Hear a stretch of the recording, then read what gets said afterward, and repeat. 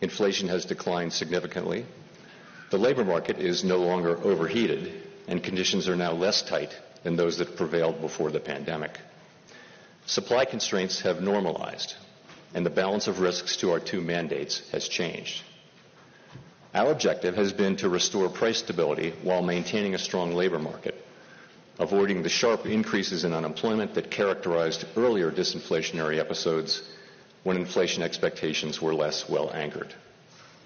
While the task is not complete, we have made a good deal of progress toward that outcome.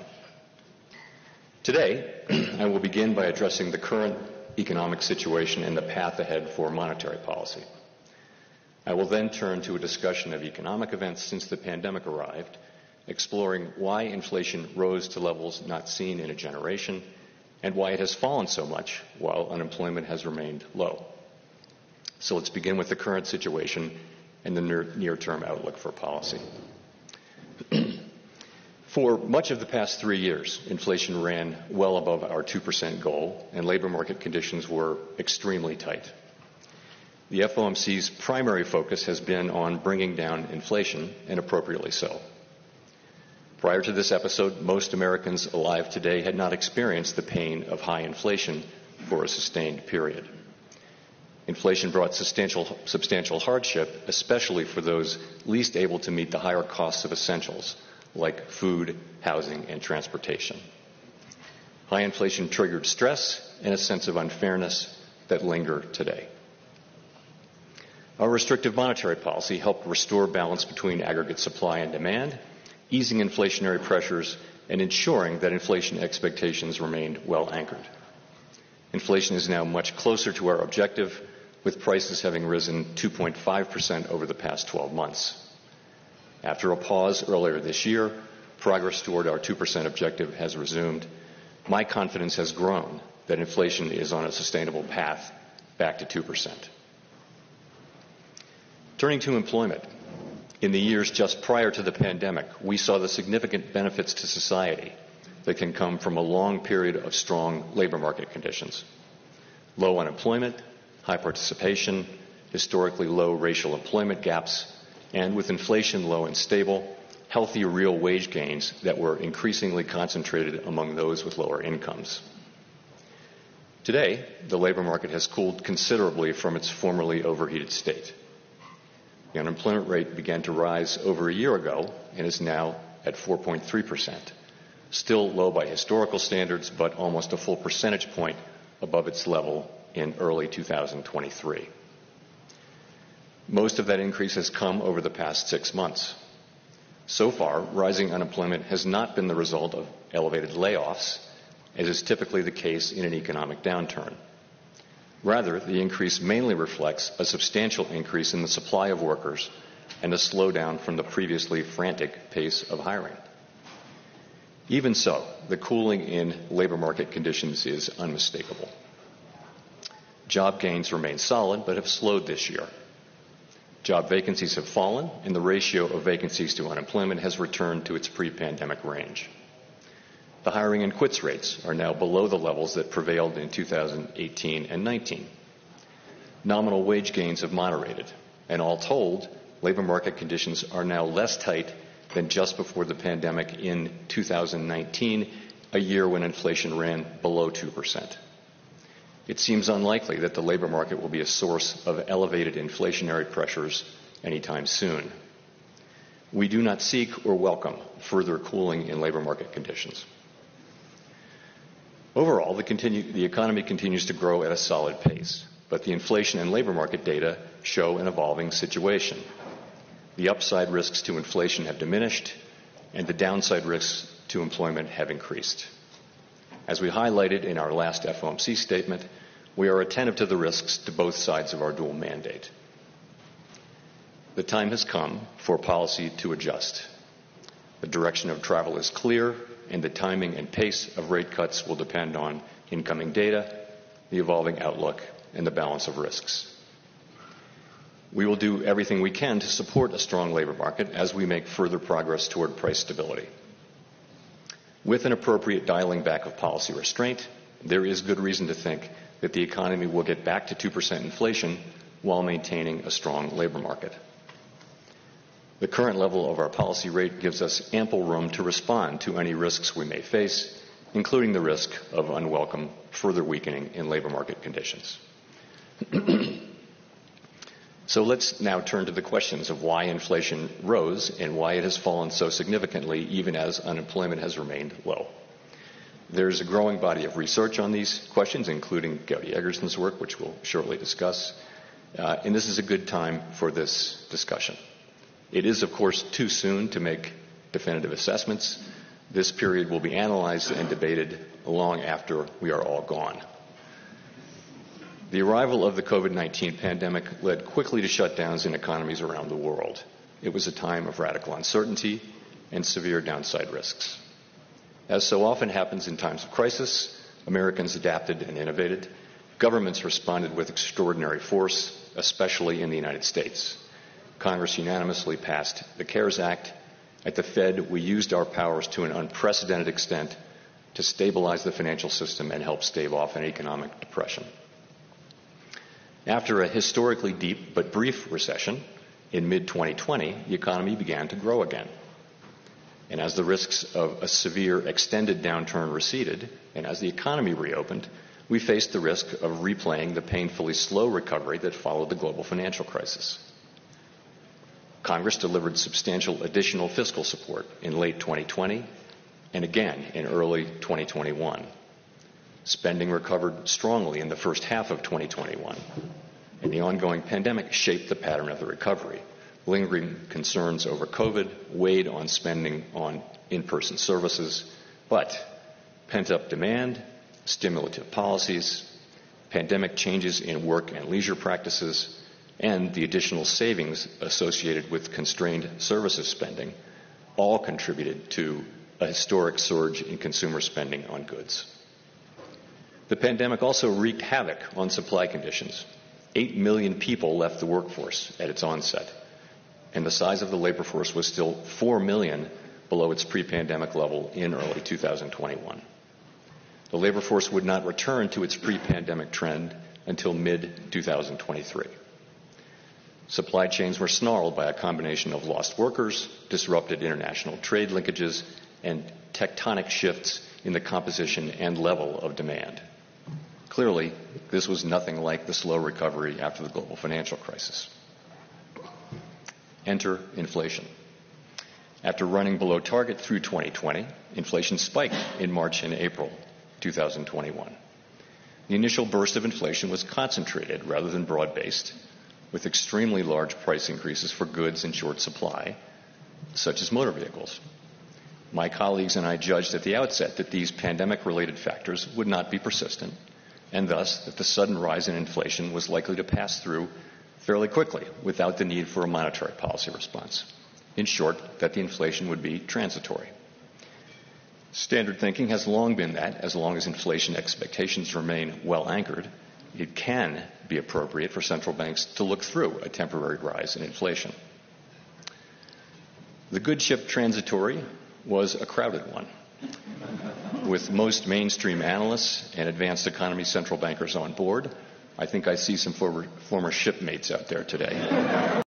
At this podium 2 years ago, I discussed the possibility that addressing inflation could bring some pain in the form of higher unemployment and slower growth.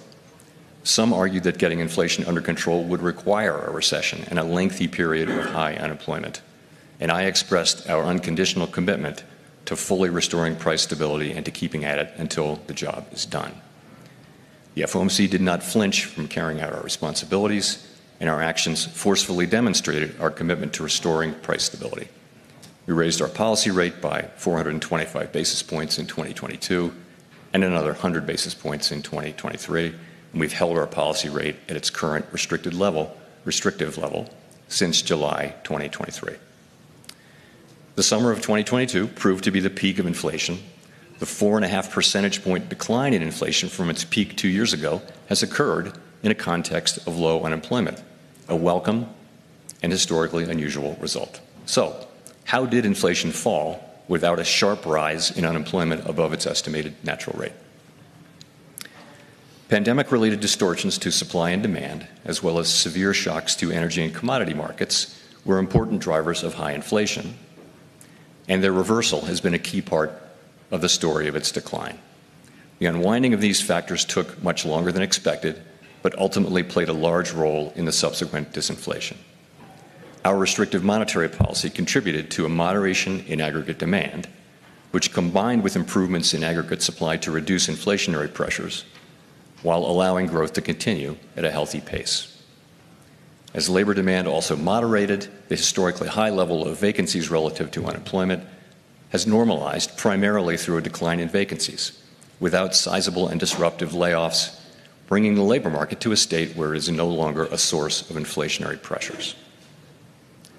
A word on the critical importance of inflation expectations.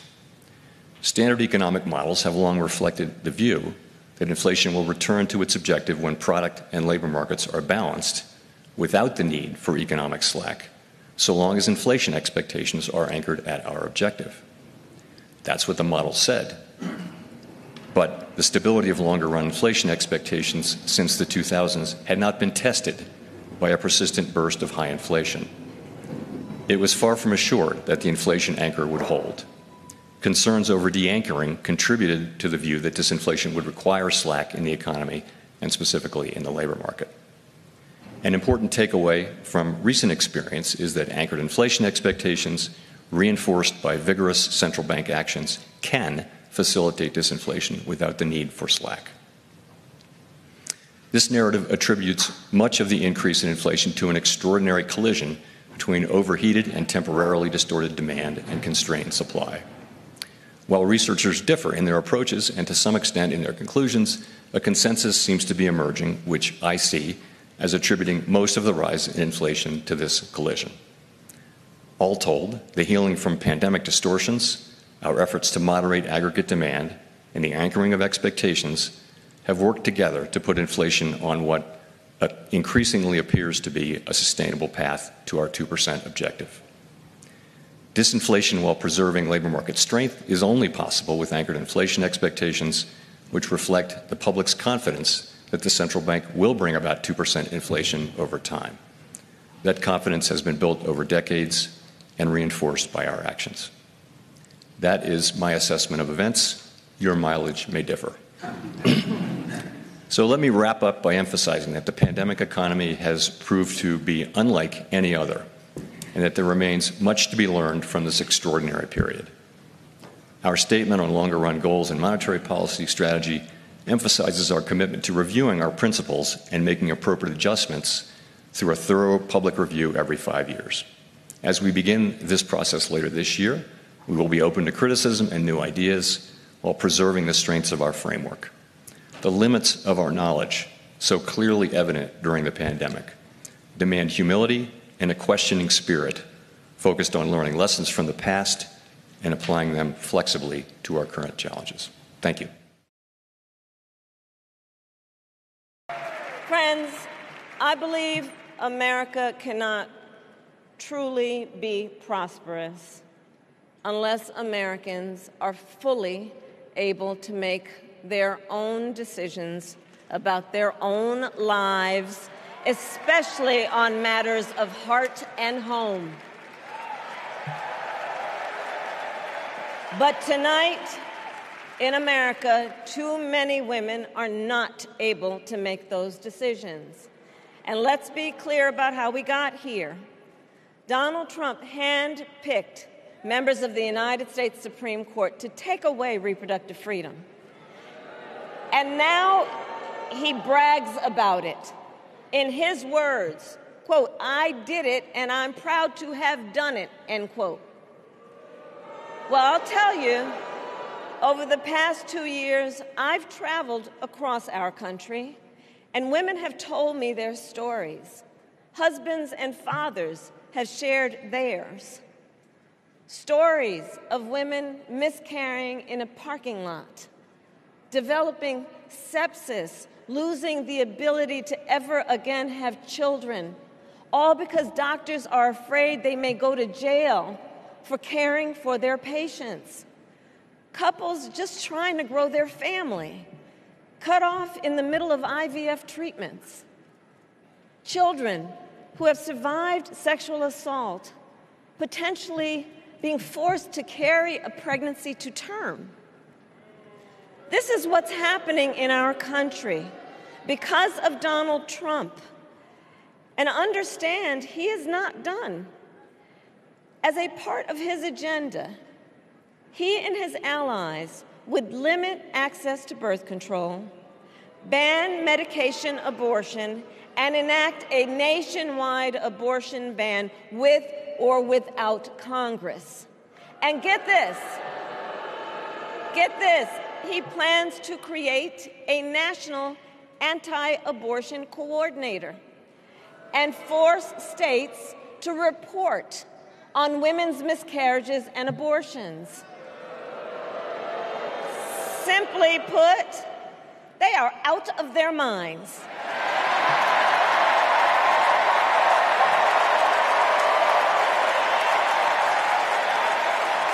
And one must ask, why exactly is it that they don't trust women?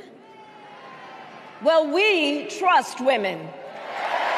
We trust women. And when Congress passes a bill to restore reproductive freedom, as President of the United States, I will proudly sign it into law.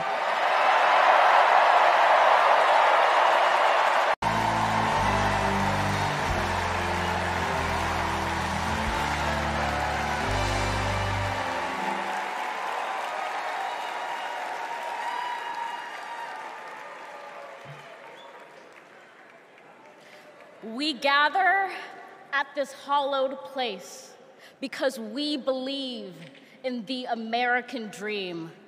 We face a race that tests if this country we cherish shall perish from the earth, and if our earth shall perish from this country. It falls to us to ensure that we do not fall, for a people that cannot stand together cannot stand at all. We are one family, regardless of religion, class, or color. For what defines a patriot is not just our love of liberty, but our love for one another.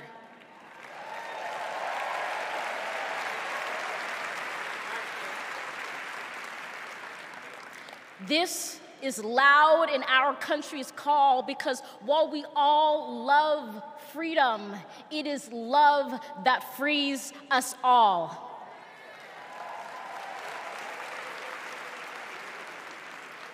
Empathy emancipates, making us greater than hate or vanity. That is the American promise, powerful and pure. Divided, we cannot endure, but united, we can endeavor to humanize our democracy and endear democracy to humanity.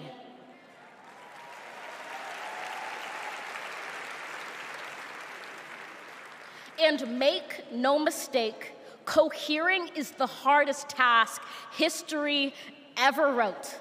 But tomorrow is not written by our odds of hardship, but by the audacity of our hope, by the vitality of our vote.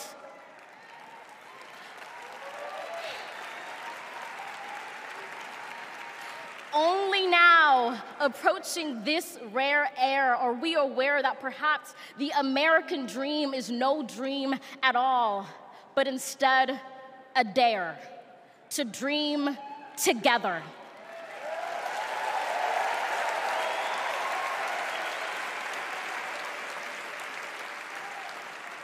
Like a million roots tethered, branching up humbly, making one tree. This is our country from many, won from battles won, our freedoms sung, our kingdom come has just begun.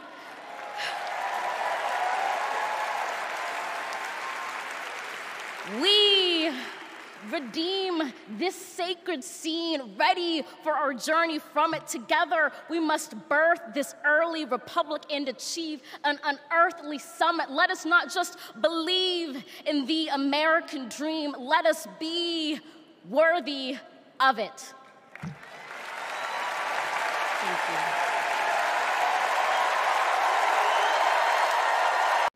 16 months ago, in April of 2023, I launched my campaign for President of the United States. I began this journey as a Democrat, the party of my father, my uncle, the party which I pledged my own allegiance to long before I was old enough to vote. I attended my first Democratic convention at the age of 6 in 1960. And back then, the Democrats were the champions of the Constitution, of civil rights. The Democrats stood against authoritarianism, against censorship, against colonialism, imperialism, and unjust wars. We were the party of labor, of the working class. The Democrats were the party of government transparency and the champion of the environment. Our party was the bulwark against big money interests and corporate power. True to its name, it was the party of democracy. As you know, I left that party in October because it had departed so dramatically from the core values that I grew up with. It had become the party of war, censorship, corruption, big pharma, big tech, big ag, and big money. When it abandoned democracy by canceling the primary to conceal the cognitive decline of the sitting president, I left the party to run as an independent. After all, the polls consistently showed me beating each of the other candidates, both in favorability and also in head-to-head matchups. But I'm sorry to say that while democracy may still be alive at the grassroots, it has become little more than a slogan for our political institutions, for our media, and for our government, and most sadly at all for me, the Democratic Party. In the name of saving democracy, the Democratic Party set itself to dismantling it, lacking confidence in its candidate, that its candidate could win in a fair election at the voting booth. The DNC waged continual legal warfare against both President Trump and myself. Each time that our volunteers turned in those towering boxes of signatures needed to get on the ballot, the DNC dragged us into court, state after state, attempting to erase their work and to subvert the will of the voters who had signed those petitions. It deployed DNC-aligned judges to throw me and other candidates off the ballot and to throw President Trump in jail. It ran a sham primary that was rigged to prevent any serious challenge to President Biden. Then, when a predictably bungled debate performance precipitated the palace coup against President Biden, the same shadowy DNC operatives appointed his successor, also without an election. They installed a candidate who was so unpopular with voters that she dropped out in 2020 without winning a single delegate. My uncle and my father both relished debate. They prided themselves on their capacity to go toe-to-toe with any opponent in the battle over ideas. They would be astonished to learn of a Democratic Party presidential nominee who, like Vice President Harris, has not appeared in a single interview or an unscripted encounter with voters for 35 days. This is profoundly undemocratic. How are people to choose when they don't know whom they are choosing? And how can this look to the rest of the world? My father and my uncle were always conscious of America's image abroad because of our nation's role as the template for democracy, the role model for democratic processes, and the leader of the free world. Instead of showing us her substance and character, The DNC and its media organs engineered a surge of popularity for Vice President Harris based upon, well, nothing. No policies, no interviews, no debates, only smoke and mirrors and balloons in a highly produced Chicago circus. There in Chicago, a string of Democratic speakers mentioned Donald Trump 147 times just on the first day. Oh, who needs a policy when you have Trump to hate? In contrast, at the RNC convention, President Biden was mentioned only twice in 4 days.